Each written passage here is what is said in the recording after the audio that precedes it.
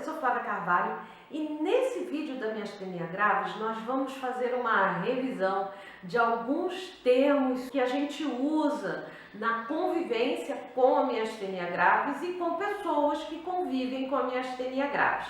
Então vamos lá.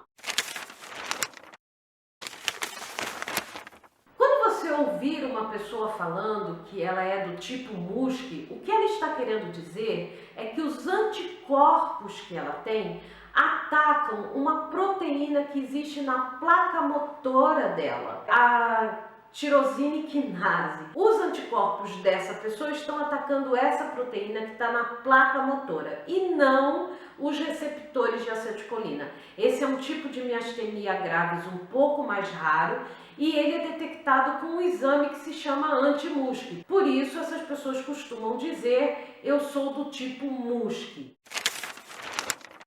Esse é o nome do exame que detecta um tipo de anticorpo de miastenia graves.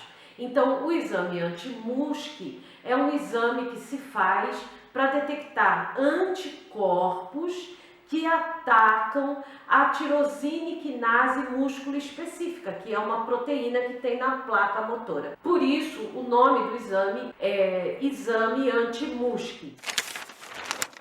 Na verdade, a gente usa esse termo exame da acetilcolina, mas o exame que nós fazemos de sangue para verificar se nós temos ou não os anticorpos é para detectar anticorpos contra receptores de acetilcolina e não contra a acetilcolina. Mas a gente acaba facilitando no dia a dia e fala: você já fez o exame da acetilcolina? Na verdade, a acetilcolina todo mundo tem, né? O que a gente vê nesse exame, o que os médicos procuram ver é se a gente tem os anticorpos que atacam os receptores da acetilcolina. Como eu já disse, esse é o tipo mais comum. Eletro é uma forma fácil de dizer que a pessoa foi fazer eletroneuromiografia. A eletroneuromiografia é um exame que se usa como apoio para confirmar o diagnóstico da miastenia graves. A questão toda é que nem sempre ela aparece na eletroneuromiografia. Miastenia generalizada, quando a pessoa diz: eu tenho generalizada, isso significa que ela sente a fraqueza muscular da miastenia em praticamente todos os grupos musculares, músculos de movimento voluntário. Então ela sente membros, pernas e braços, ela sente fraqueza no tronco, no pescoço, no rosto, na fala, na deglutição, na respiração. Em maior ou menor grau, ela pode sentir muito as pernas e um pouco só no rosto, ou mais na deglutição, respiração, face e menos nos membros. Mas a generalizada é a pessoa que sente em todos, em graus diferentes. Não necessariamente a fraqueza é intensa em toda a musculatura. Quando nós falamos de miastenia refratária, ou alguém diz: a minha miastenia, o médico disse que era refratária, é algo grave que a gente precisa entender, não que a miastenia já não seja, né? E eu vou usar aqui um objeto que vai ajudar a gente a entender. Se a gente for olhar no dicionário, você vai ver que refratário é qualquer coisa, né? Qualquer elemento que resista às mudanças físicas e químicas. Tá? Isso é refratário. É algo que resiste, que tem boa resistência a mudanças físicas e químicas. Nós lidamos com uma coisa refratária no dia a dia. O pirex.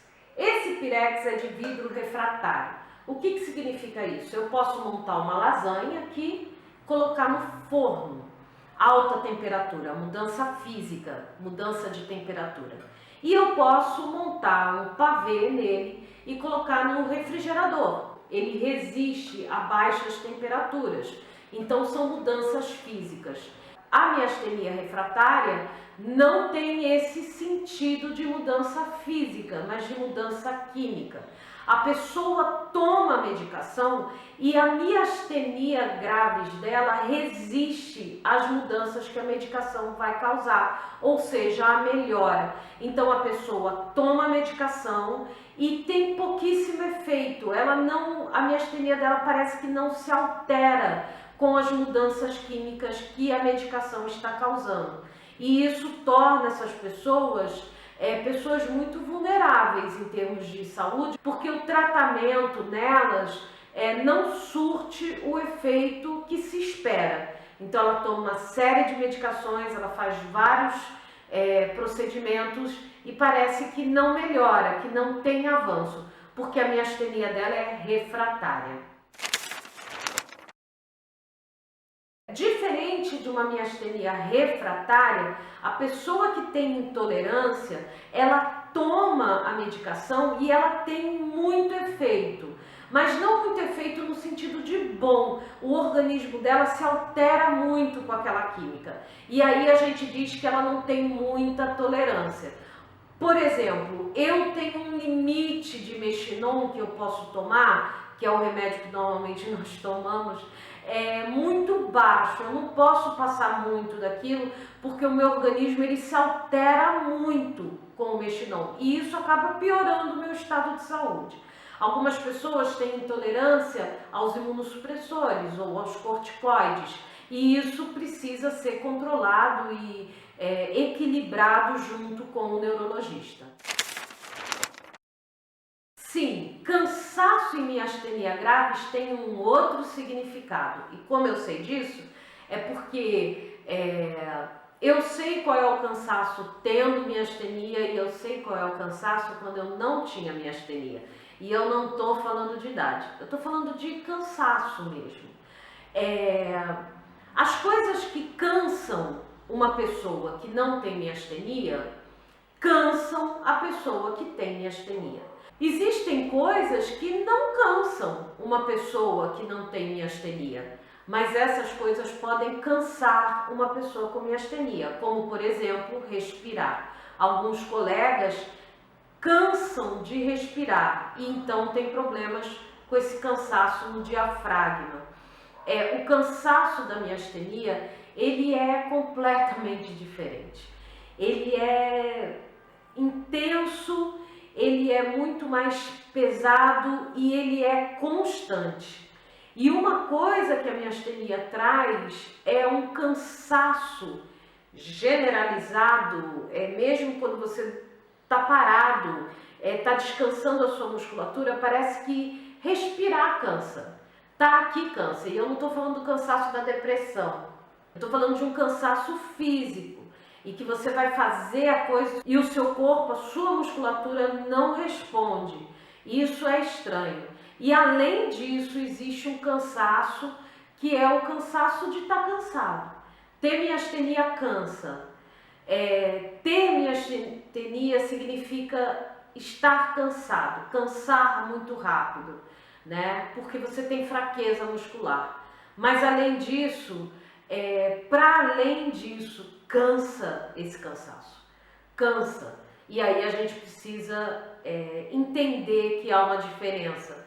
Quando o miastênico diz hoje eu estou cansado, entenda que isso é bem diferente de quando uma pessoa que não tem miastenia diz hoje eu estou cansado. As duas estão cansadas, mas são graus e merecem atenção e cuidados diferentes.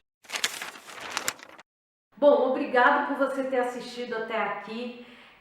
Se você ainda não me segue nas redes sociais, me segue lá no Instagram, no Facebook. Se você ainda não se inscreveu no canal do YouTube, se inscreve e deixa o seu comentário com sugestões de palavras, de termos que nós usamos no dia a dia da miastenia e que podem entrar nesse glossário da miastenia. Mais uma vez, obrigado por você ter assistido. Um grande abraço, se cuida, fica bem e até o próximo.